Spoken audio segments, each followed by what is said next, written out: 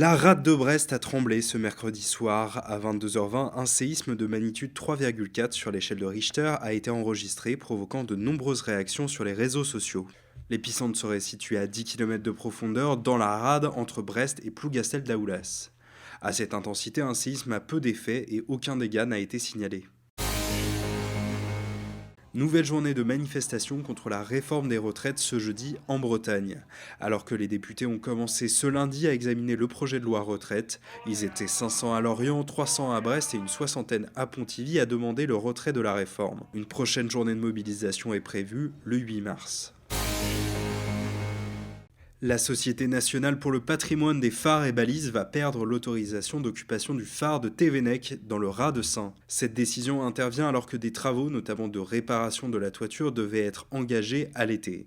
C'est donc la fin d'un combat de 10 ans pour Marc Pointu, lui qui avait passé 69 jours sur place en 2016 pour sensibiliser sur l'état du bâtiment.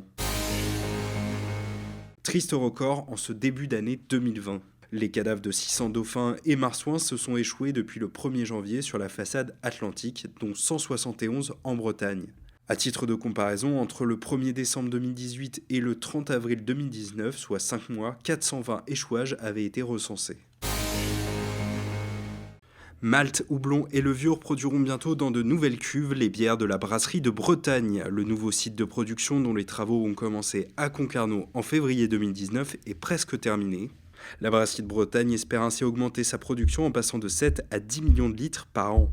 Et comme décidément, ça mousse dans ce secteur d'activité, la malterie de Bretagne, installée à Sker, vient de lancer sa production de malt bio pour boire avec modération, cela va sans dire, tout en respectant l'environnement.